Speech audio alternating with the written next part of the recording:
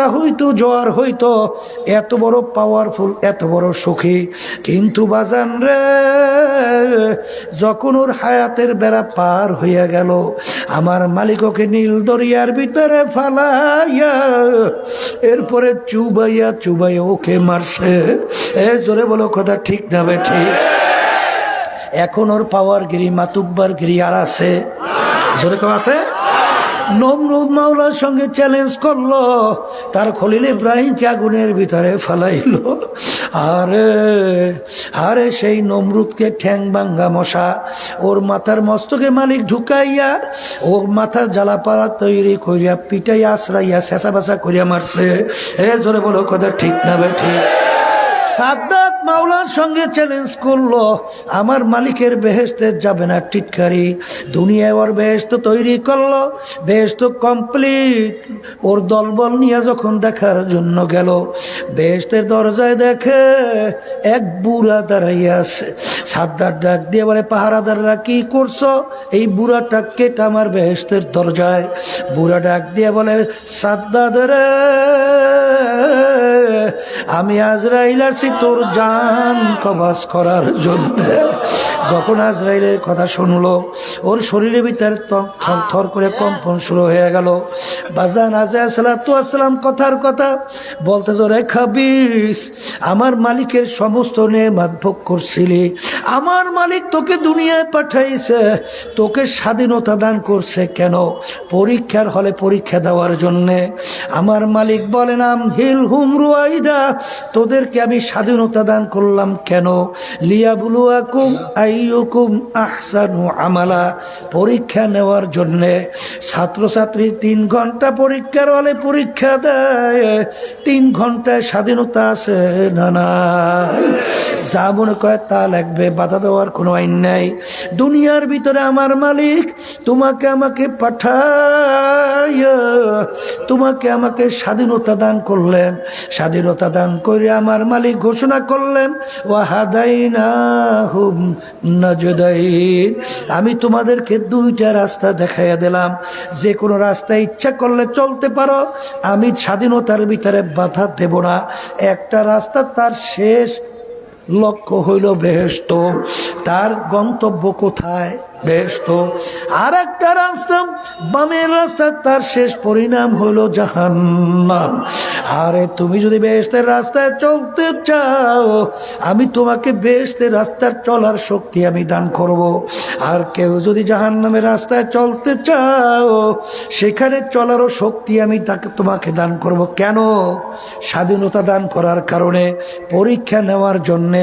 লিয়াবলুয়াকুম আইয়ুকুম আহসানু আমালা, যে আমার হুকুম অনুযায়ী কে ভালো কাজ করছো, কে খারাপ কাজ করছো, এই পরীক্ষার জন্য আমি তোমাদেরকে স্বাধীনতা দান করলাম। কে কে কে দান করছে? এই স্বাধীনতার জিন্দেগির মধ্যে ওরে খবিস, আমার মালিকের নেয়ামত খাইয়া, আমার মালিকের নেয়ামত ভোগ কইরা দুনিয়ায় বাইচা ছিলি। আর চক্ষু দিয়ে আমরা দেখি, এই চক্ষু নেয়ামত কার? একটু আস্তে কর, কার? হায় হায় হায়, কপাল ফোরালা। আজকে দলের পিছনে বসছো, দলের নেতা নেত্রী, টাকা সম্পদ, বাড়ি গাড়ি, সম্মান, করবি কি? কি করবি? আমার মালিকের একটা নেই, আমাদের শুকরিয়া আদায় করার শক্তি আছে? আরে অন্ধ মানুষ তোমার আমার সঙ্গে দেখা করে, আরে অনেক সময় হাত পাইতেও টাকা চায়, বলে হুজুর টাকা দিবেন, চাউল কিনবো, ভাত পাক কইরা খাবো। আর ডাক দেয় বলে, হুজুর আমার মালিক আমাকে চক্ষু নেয়ামত দেয় নাই, হুজুর আমি দুনিয়াটাকে দেখি অন্ধকার, হুজুর টাকা দেবেন, চাউল কিনবো, ভাত পাক করবো, খাবো। আর তোমাকে আমাকে আমার মালিক চক্ষু নেয়ামত দান করলো। এই নেয়ামত শুকরিয়া আদায় করার শক্তি কার আছে? এই আছে আছে জোরে কেউ আছে? আরে কত বোবা মানুষ তোমার আমার সামনে আউ করে চিল্লায়। আরে ওর বউকে কত জ্বালা, ওর মনের ভাব প্রকাশ করতে পারে না। আল্লাহ, আর আমার মালিক তোমাকে আমাকে কথা বলার শক্তি দান করলেন। আল্লামাহুল বায়ান, তোমাকে আমাকে কথা বলার শক্তি দান করলেন। তুমি আর আমি কথা বলি, আর আজকে জবান দিয়ে কথা বইল আল্লাহু আকবার। এখন তুমি বুঝদার হইছো, বড় হইছো, এখন বন্ধুকে বন্ধু কইয়া ডাক দাও, বন্ধু খুশি হইয়া যায়। বাপ মাকে আব্বা কইয়া ডাকো, খুশি মা ডাক দিলে খুশি। বাজান দলের নেতা নেত্রী ডাক দাও, দলের নেতা নেত্রী খুশি। আমার মালিক ডাক দিয়া বলে, ওরে নেমুখ হারামের দলেরা, আমি তোর বিচার চাইয়া চাইয়া দেখি। এখন তুই বাপ মাকে ডাকো খুশি, বন্ধুকে ডাকো খুশি, আর তোর পড়শিদেরকে ডাকো খুশি, তোর দলের নেতা নেত্রী ডাকো খুশি। যেই জবান দিয়া তুই ডাকলি, ওই জবান তো দিছিলাম আমি মাওলা তোকে। ওই জবান দিয়া যদি তুই একবার আমাকে করুণ সুরে দিলটাকে ভাইগা আমাকে যদি ডাক দিতি, আল্লাহ আল্লাহ, তুই ডাক দিতে দেরি, তোকে আমার কুদরতি কোলের মধ্যে জাগা দিতে মোটেও দেরি করি না। এ নেমুখ হারামের দলেরা, কার পাগল হইলি, কার জন্য জীবন শেষ করলি? ক্ষণস্থায়ী দুনিয়ার জীবনে বলছিলাম সালাম ডান দিকে ফিরাও, বাম দিকে ফিরাইতে পারো কিনা। আর আখিরাতের জিন্দেগি সম্পর্কে আল্লাহ রসুল বলছেন, তামাম দুনিয়া যদি গোডাউন সরিষা দিয়া ভইরা রাখো, একটা পাখিকে যদি বলা হয়, এ কবুতর পাখি একটা সরিষার দানা খাবা, আবার 500 বছর পরে আর একটা সরিষার দানা খাবা, এরকম 500 বছর পর পর একটা একটা সরিষার দানা খাইতে খাইতে তামাম দুনিয়াময় গোডাউনের সরিষা একদিন শেষ হবে। কিন্তু আল্লাহ রসুল বলেন, আখেরাতের জিন্দেগি শুরু, আর কোনো দিন শেষ নাই। আর দুনিয়া মাজরাতুল আখিরা, এই দুনিয়াটা হলো আখিরাতের সম্বল সম্পদ কামাই করার জায়গা। এই জন্য আমার বাজানদেরকে বলবো, আজায় সালাতু আসসালাম বলো, রে খবিস, আমার মালিকের সমস্ত নেয়ামত ভোগ করলি, আমার মালিক তোর দিকে চাইয়া চাইয়া কেমন বলে, আরে আমি তোকে দেখলাম যে সমস্ত মাখলুকাত বানাইলাম তোদের জন্য, আমি তোদেরকে বানাইছিলাম আমার ইবাদতের জন্য।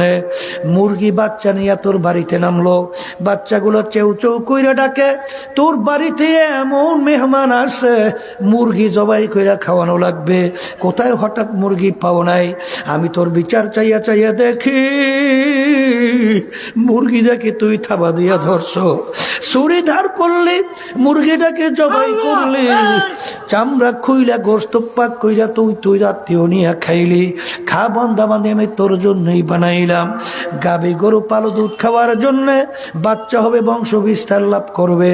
আমি তোর বিচার চাইয়া দেখি, আল্লাহ, গাভী গরুটা দুধও দেয় না, বাচ্চাও দেয় না, তুই ছুরি ধার করলি, গরুটাকে শোয়াইলি, জবাই করলি, চামড়া খুললি, গোস্ত পাক কইরা খাইলি। খা বন্ধা বান্ধে আমি তোর জন্যই বানাইছি। আর এক কাজে লাগে নাই, তুই অন্য কাজে লাগাইলি। তোকে আমি বানাইছিলাম আমার ইবাদতের জন্য। আমি তোর বিচার চাইয়া দেখি, ফজরের সময় মুয়াজ্জিন তোকে ডাকলো, তুই নাকটাই না ঘুমাও, তোকে ফজরে ইবাদতে নামাজে আমি পাই নাই, জোহরে ডাকছি পাই নাই, আসরে ডাকছি তোকে আমি পাই নাই, মাগরিবে ডাকছি পাই নাই, এশায় ডাকছি তোকে আমি পাই নাই, রমজানের রোজা রাখার জন্য বলছি রাখো নাই, তোকে পর্দা আমি ফরজ করছি পর্দা করার জন্য, পর্দায় পাই নাই। বর্তমানে তো তামাম দুনিয়ায় সবচেয়ে বড় কষ্ট হইল পর্দা। আল্লাহর বান্দার কথা ঠিক বলছি না ভুল বলছি? আচ্ছা, বাজানদেরকে বলি, বাজান আমার পক্ষে রাগ করিয়েন না, এই পর্দাটা কি হুকুম আমি করছি?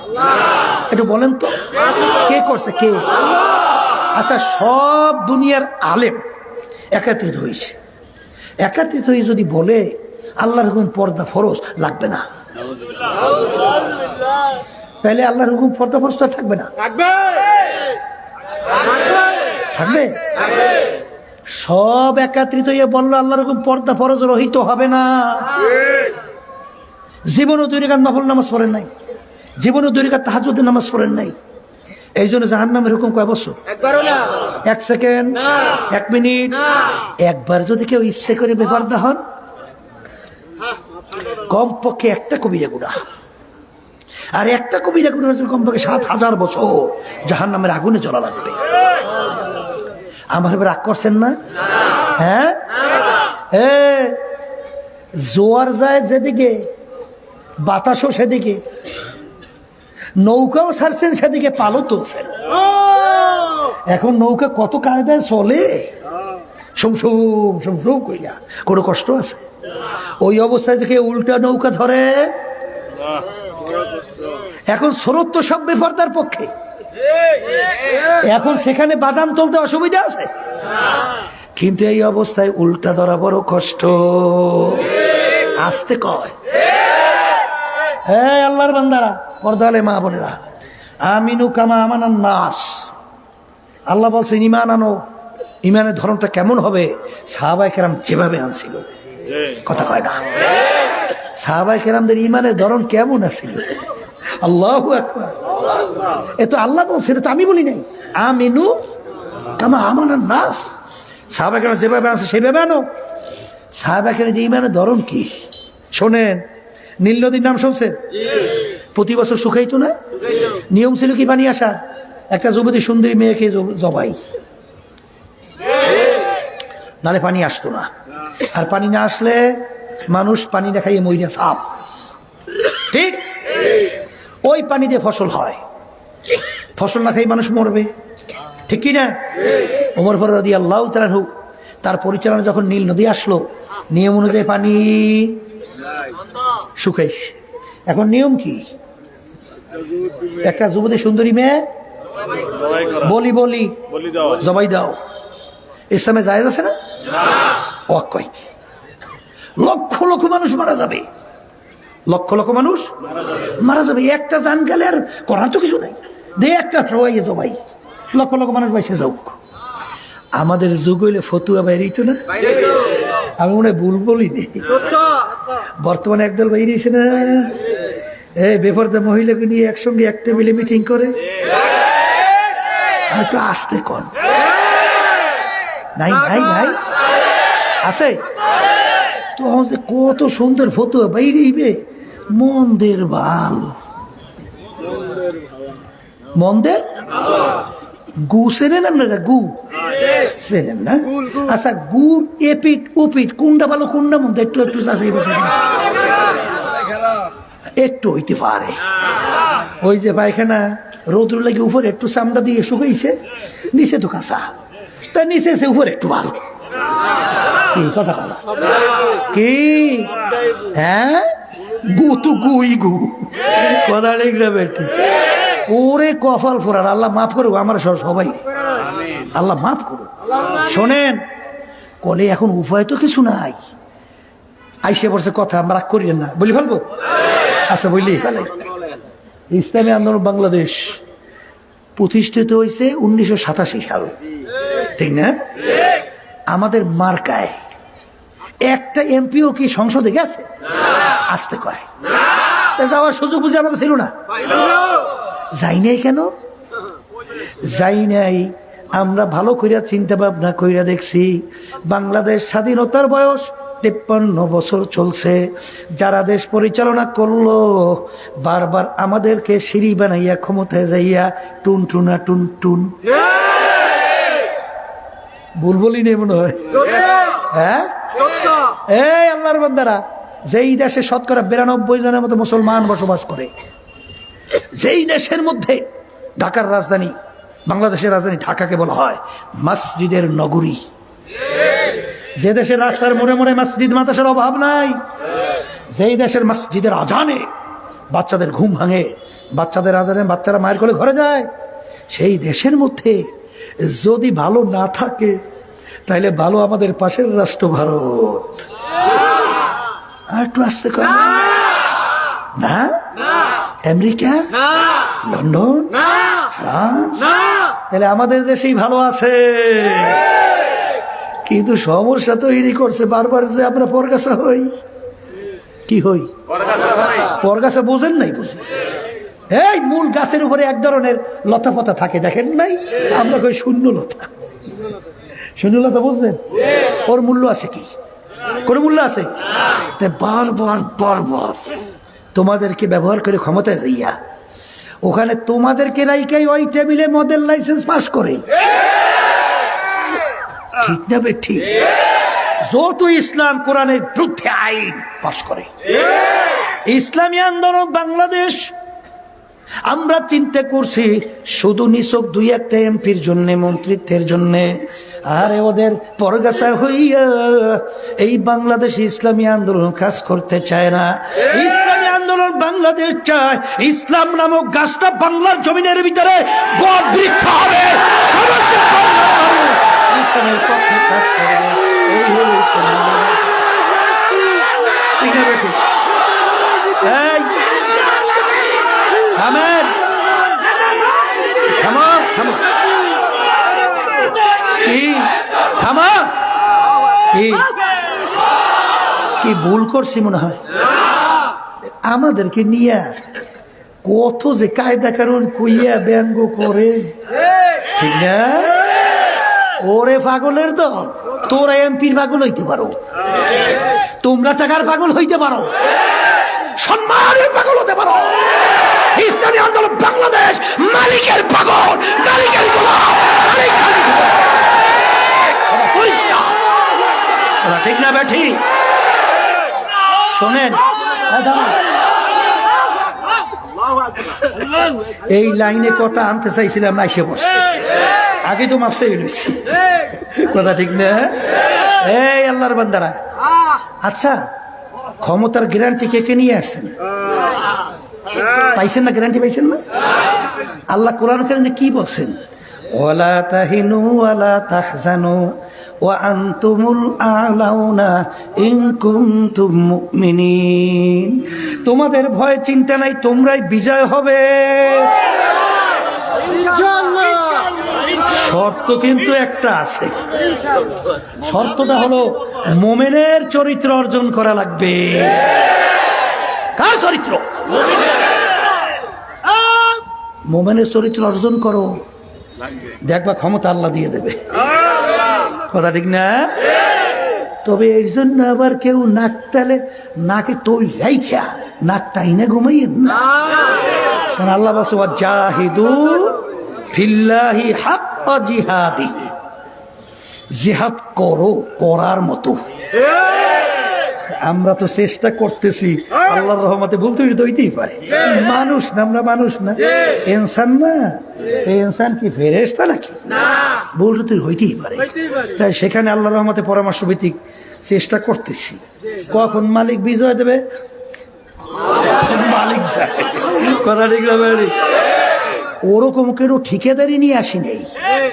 আমাদের দরকার হলে সাধ্য অনুযায়ী আমাদের চেষ্টায় ত্রুটি না হয়, এই চেষ্টা করতেছি। আমাদেরকে কেউ গাইলাগালি করেন, যা করেন করেন, আর আমরা এটা বুঝছি, যদি আছে ভালো বুঝাইতে পারেন বুঝাইয়ে দেন। কিন্তু কেউ বুঝাইতে পারেন নাই।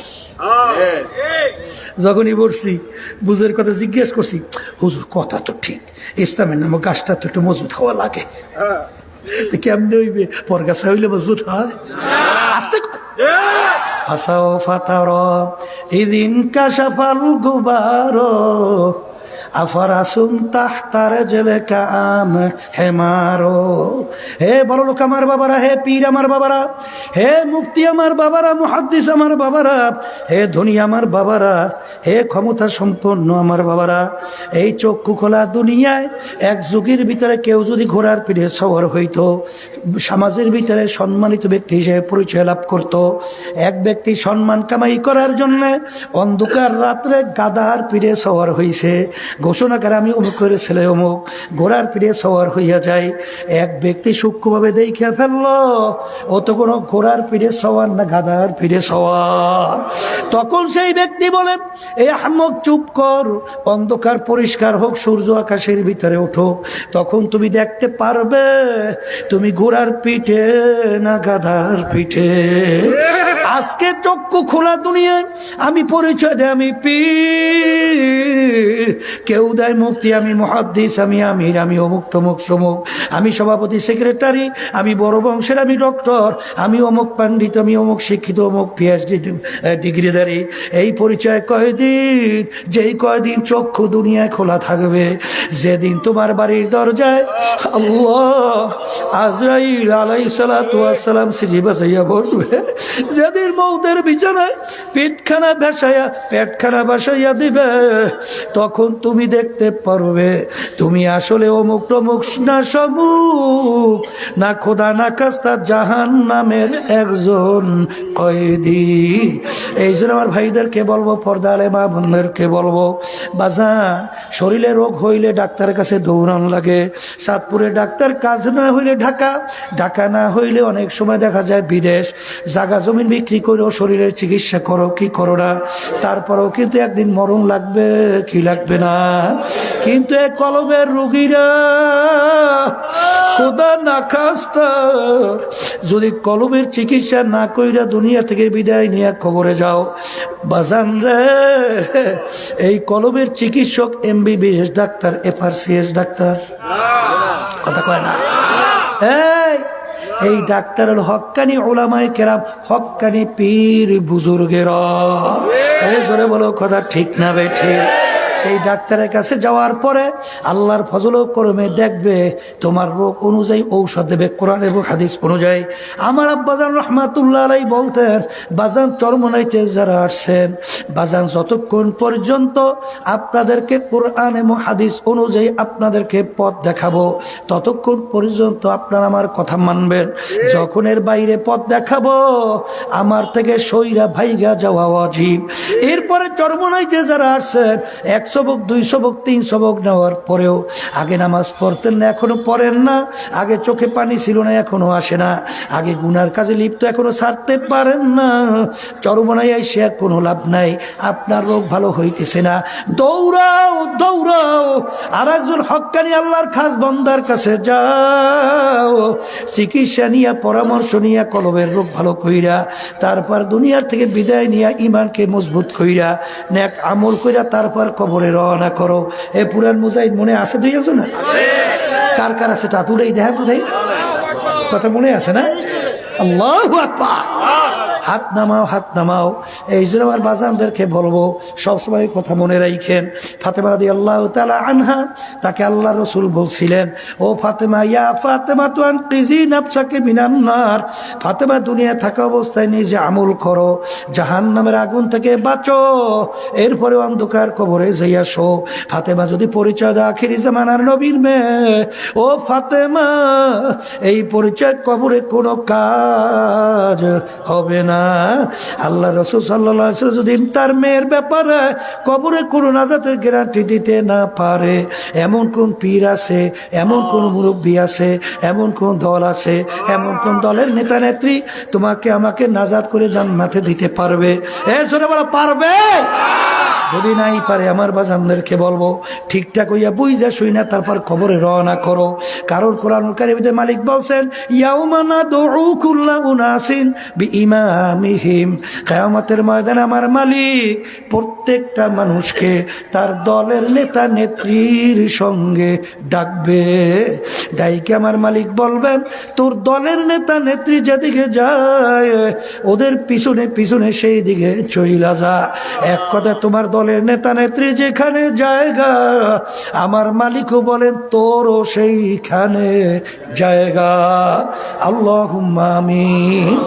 এই ঘরের মেয়ে লোকেরা হাত উঠাও, 2 চোখের পানি ফালাও, গুনার কথা মনে করো, মাওলার দরবারে কান্দ আর মালিকের দরবারে মাপ চাও। যদি কান্না না আসে, মনকে বোঝো রে মন, একদিনে ঘরের দরজা দিয়ে নতুন বউ হয়ে উঠছিল রে, কত মেয়ে লোকে শরবত খাওয়াইলো, কত মেয়ে লোকে বাতাস করলো। আবার এমন একটা দিন আসবে এই ঘরের দরজা দিয়া মরা লাশ হইয়া বের ছেলে কানবে মামা করে,